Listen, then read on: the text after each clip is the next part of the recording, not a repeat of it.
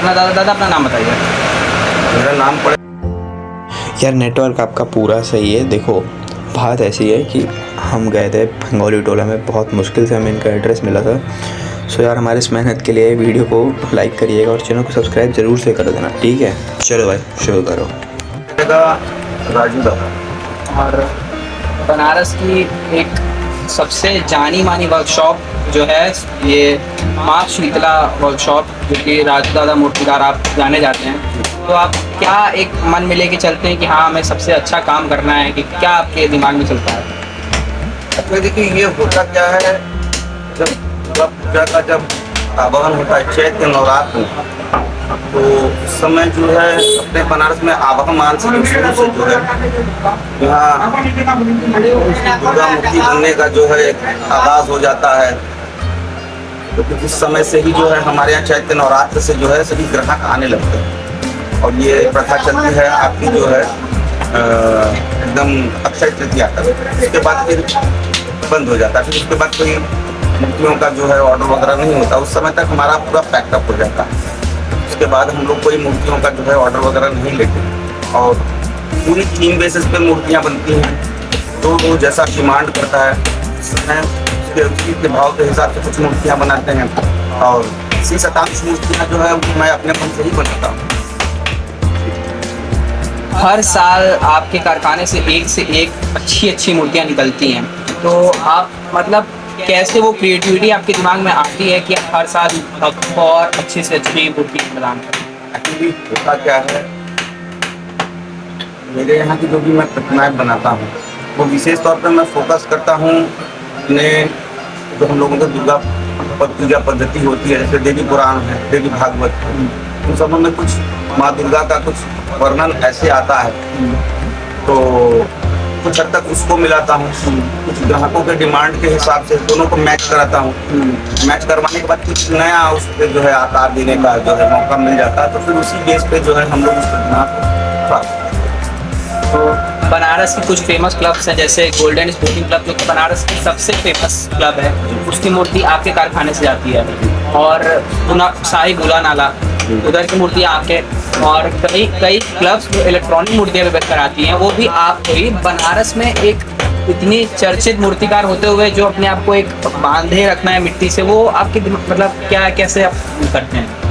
हम लोग, मैं जो प्रतिमाएं बनाता हूँ विशेष तौर पर मेरी खासियत यह है कि मैं कोई इलेक्ट्रॉनिक कोई बिजली का सामान यूज नहीं करता, क्योंकि मैं पेशे से वैसे ब्राह्मण हूँ।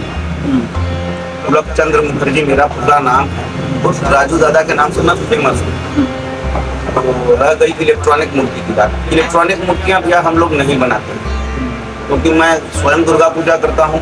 मुझे पता होता है एक जिंदा आदमी के शरीर में अगर कोई बिजली बत्ती अगर कनेक्टेड हो तो उसके साथ अगर कोई आदमी अगर करंट कैसा होता होगा, इमेजिन करो जस्ट लाइक आप ही लोग विचार करो क्या इलेक्ट्रॉनिक मूर्तियां बनाना उचित है या नहीं। इसी कारणवश जो है हम लोगों ने कभी इलेक्ट्रॉनिक मूर्तियां नहीं बनाई। मेरे पिताजी जो थे स्वयं फेलू दादा, इनका भी वही मानना था और मैं उन्हीं के अकॉर्डिंग ही चलता हूँ और जो भी उनकी जो विचारें थी उसी के हिसाब से मैं फोकस करता हूँ और अपनी मूर्तियों को आकार देता हूँ। तो कलकत्ता में अगर हम जाएंगे तो वहाँ पे सनातन रुद्रपॉल, प्रदीप रुद्रपॉल, और बनारस में अगर हम आएंगे तो राजू दादा। ऐसी बात नहीं है, मैं अकेला नहीं हूँ, बहुत से प्रकार है बनारस में। लेकिन मैंने और भी लोगों से इंटरव्यू करा है तो उन्होंने खुद बोला है कि राजू दादा जो काम करते हैं वैसा काम हम लोग नहीं कर पाएंगे, और राजू दादा जैसे काम, वो इंसान बहुत डाउन टू अर्थ, और उनके जैसा काम भी करना बनारस में कम ही होंगे जो करेंगे। ये बात होती है ना कि एक भगवती के प्रति आस्था और एक शौक, कुछ नया अपने काशी वासियों को कुछ नया मुहैया करवाना, ये आवाहन से जो है मेरे अंदर का जो भावना है और हमने किया। जैसे अर्दली बाजार है, मैं किराकत की मूर्ति बनाता हूँ जौनपुर की, वहाँ का, इलाहाबाद का, और उसके बाद जो है भर बनारस में आप देख पाएंगे कि वैसे ही मैं मूर्तियों को आकार देता हूँ। कुछ अलग हटके मूर्तियाँ हैं तो उनको जो है थोड़ा सा भाव दिया जाता है। और दुर्गा पूजा से कितने पहले लोग आ जाते हैं आपके पास बुकिंग के लिए? चैत्र के नवरात्र से। और आपके यहाँ जो भी आपके जो साथी हैं ये कहाँ से आए हुए हैं? ये विशेष तौर पे तो हमारे कोलकाता के हैं। मिदनापुर से मेरे एक बहुत पुराने हमारे यहाँ के हैं मधु दादा, वो हैं। उसके बाद बाम करके एक है, बामा पाल, वो आते हैं। ये लोग आए हुए हैं, तो है 4-5 लोग हैं। फिर मेरे कुछ संगी साथी हैं, मेरे शिव कुमार करके मेरे काफ़ी करीबी मेरे दोस्त हैं, वो भी बहुत टेस्ट करते हैं। उसके बाद मेरी पूरी फैमिली तो लगी ही रहती है। एक सवाल ये भी है कि मूर्तिकारों से हमेशा अक्सर पूछा जाता है और ये काफ़ी विवादित भी माना जाता है कि जो मूर्ति बनाने में जो मिट्टी इस्तेमाल होती है वो एक वर्णन जाति के घर के सामने से लिया जाता है। ये क्या सच बात है? ये हमने कई बार लोगों को ये बात बताया है। ये बात बहुत से लोग पूछते हैं, जैसे आप लोग आए हो तो आप लोग भी पूछ रहे हो। अच्छी बात है, जानना भी बहुत जरूरी है।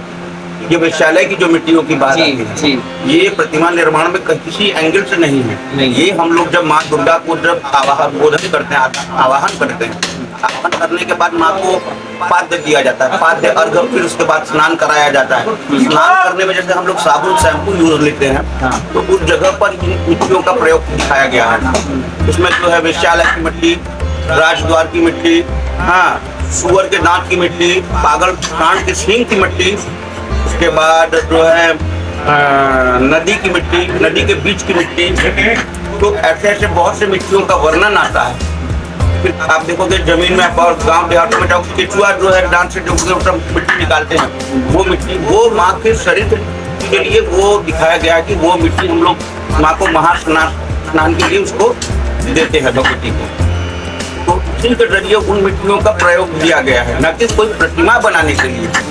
ये जो लोग मनगढ़ंत जो बातें हैं, ये पुरानी पिक्चर आई हुई थी शोभिला ठाकुर की, उसमें राजेश खन्ना भी थे। ये उस पिक्चर से दिखाया गया, और उसके बाद लोगों के मन के अंदर की भाव ही ये बन गई कि वैश्यालय की मिट्टी लगती है। ये ऐसा कोई नहीं है, ये एकदम वाहियात बात है। अगर कोई करता है तो भाई वो जबरदस्ती कर रहा है, क्योंकि शास्त्र कहीं से कुछ नहीं करता, कहीं से नहीं बताता है कि वैश्यालय की मिट्टी माँ को निर्माण कर लेगी कैसे। इसमें माँ को स्नान करवाने के लिए हम लोग उसको यूज करते हैं। उसके बाद अंग वस्त्र जो भी है, फल मीठा, उसके बाद भोग वगैरह जो भी संस्थाओं द्वारा माँ को प्रोवाइड किया जाता है, वो माँ को चढ़ाया जाता है। विशेष तौर से यही प्रोसेस है दुर्गा पूजा के निमित्त। और ये वैश्यालय की जो मिट्टियाँ हैं, ये जबरन है, एकदम जबरदस्ती करते हैं। अगर कोई कर रहा है तो वो दिखाए कि भाई ये चीज है, बनाने में इस चीजों का यूज किया जाता है। हम लोग आज तक नहीं किया, हमने कई दुर्गा पूजा भी हम लोग करते हैं, ऐसी बात नहीं है, बट दुर्गा पूजा में किसी भी एंगल से हमने नहीं पाया कि माँ को बनाने के लिए उस मिट्टी को यूज किया जाए। तो एज अ बनारसी बंगाली, आप दुर्गा पूजा को कैसे देखते हैं? बनारस में जो एक परंपरा इतने सालों से चली आ रही है, दुर्गा पूजा क्या महत्व रखता है बनारस के लोगों के लिए? छोटा क्या है, देखिए, बनारस है बाबा की नगरी। तो अब हम मानते हैं कि इस चीज को विचार बनाया जाता है कि जितनी अच्छी से अच्छी मूर्ति अपने बनारस में लगता है, क्योंकि देखिए कोलकाता जैसा बनारस का व्यवस्था नहीं है। कोलकाता में कई लाख रुपए लोग बर्बाद कर देते हैं मूर्ति को बनवाने के लिए, तो हमारे बनारस में लोग हैं मगर इतना पैसा प्रोवाइड नहीं कर सकते, क्योंकि 90% पूजाएं जो है जनता के पैसों से होती है, चंदे के पैसों से। चंदे के पैसों से होने के बावजूद कोई लोग कितना पैसा लगाएगा, ये सिस्टम यहाँ नहीं है। यहाँ पे कोई सरकारी सुविधाएं नहीं है।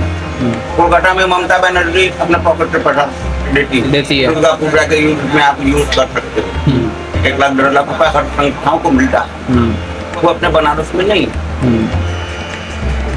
बनारस से कोलकाता से अगर आप तुलना करें तो अलग हो जाएगी। तब भी हमारे ताकत में, सामर्थ्य में जितना हो सकता है हम लोग व्यवस्था करते हैं कि अपने काशीवासियों को इस चीज का आनंद मिले। और एक सवाल मेरा ये भी रहेगा कि जैसे आप साल भर मूर्तियों के प्रोसेस में जुटे रहते हैं, मूर्तियाँ बनाते हैं अलग अलग तरीके की, तो फिर जब मूर्तियाँ यहाँ से निकल के पंडालों में जाती हैं, फिर आप देखते हैं कि लोग श्रद्धा भाव से पूजा कर रहे हैं, तो आपके दिल में क्या एक फीलिंग आती है, क्या वो होता है आपके दिमाग में? क्योंकि साल भर एक मूर्तिकार ही दुर्गा माँ के साथ साल बिताता है। ये होता क्या है, जैसे बहुत से ग्राहक आते हैं, वो एक्सपेक्ट करते हैं कि हम यहाँ से मूर्ति लेंगे तो हमको कुछ अलग, कुछ भिन्न मिलेगा। हम लोग प्रयास नहीं रखते हैं कि कुछ नया हर साल। जैसे हमने कई बार अब जैसे आप लोग देखोगे कि दुर्गा माई हमेशा गोरी पीली हाँ। इस टाइप की दिखती है, मेरे कारखाना में आओगे आपको कुछ ना कुछ अलग दिखना ही दिखना है हर साल। ये मेरा जो है हॉबी कर सकते हो आप। और इच्छाएं जो मेरे अंदर की जो इच्छाएं होती है मैं अपने मूर्तियों में प्रकाश कर देता हूँ, वही बात है। और इसी कारण बस कुछ से कुछ खट बनते जाता है, मूर्ति बन जाती है। अभी भी आपके यहाँ बुकिंग चल रही है? आप बुकिंग के लिए नहीं नहीं, अब बुकिंग कब का खत्म हो गया, हमारे यहाँ बुकिंग खत्म हो गई आपके ये अक्षय तृतीया के दिन। अच्छा। रात, हाँ।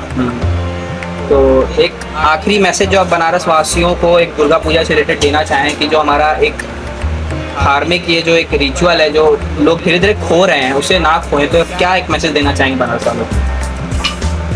मैसेज क्या देना, जैसे लोग एडवांस हो रहे हैं पूजा के प्रति और जागरूक हों, क्योंकि ये शिल्पकला बहुत जल्द बनारस से खत्म होने को है, क्योंकि हम लोग तो पुराने शिल्पकार हैं।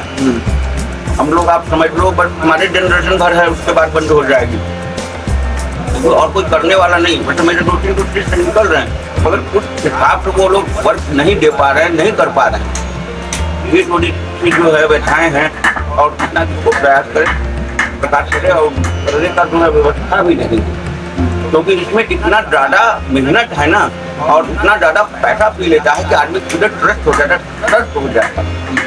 तो इसी कारण बस जो है शिल्प कलाएँ कम होती चली जा रही हैं, क्योंकि अब लोगों के अंदर क्या हो गया कि भाई कि पैसा हमको इतना दे रहा है तो हमको इतना ही काम करना है, उसका काम नहीं करना है। अब कुछ लोग खड़ा कर इतनी बड़ी प्रतिमाएं बना दे रहे हैं जिसका कोई वैल्यू नहीं। सुंदरता होनी चाहिए, आप इतनी भी बड़ी मूर्ति बनाओ, आपके अंदर वो भाव होना चाहिए, वो मूर्ति ऐसे भाव के साथ मतलब जो है सामने दिखनी चाहिए। एक लास्ट सवाल ये है कि जो आपकी मूर्तियाँ रहती हैं उसमें जो डिटेलिंग रहता है, जैसे महिषासुर है तो उसका नस दिखता है, शेर है तो वो लगता है कि हाँ रियल शेर है, तो ये कैसे आप लोग? ये अच्छा होता है भैया, देखो हम लोग जब काम करते हैं तो हम लोगों के अंदर की यही भावनाएं रहती हैं, तो बढ़िया से बढ़िया बना कर देना है ग्राहक को। ग्राहक उसको देखे तो उसको उसके मन में ये भाव न आए कि ये शेर नहीं कोई दूसरा जानवर है। ये भैंसा जैसे ये थोड़ा सा काल्पनिक टाइप का भैंसा बनाया गया, महिषासुर काल्पनिक महिषासुर, ये सबसे ब्लैक एंड व्हाइट थीम पे है। काले रंग की दुर्गा माई मैं बनाया हूँ, सांवले रंग की आदिवासी दुर्गा माई मैंने बनाया है। मैंने देवी भागवत से प्रतिमा की थी, उसमें माँ दुर्गा जो है आप देख सकते हो कमल पे बैठी हैं, कमल पे बैठी हुई हैं। 9 चेहरे का भी मैंने बनाया, 18 भुजाओं का बनाया। मैंने 118 भुजाओं की दुर्गा प्रतिमा भी बनाई हुई है। आप मैं ऑर्डरी बाजार की मूर्ति बना रहा हूँ ब्यूटी लाइट क्लब का, उसमें भी आप देखोगे हर साल कुछ ना कुछ नया सब बातें हैं। मैं जौनपुर के राकट की बनाता हूँ, मैं गोल्डन स्पोर्टिंग क्लब की मैं बना रहा हूँ, अडल हाट की मैं मूर्ति बनाता हूँ, अडलपुरा की है।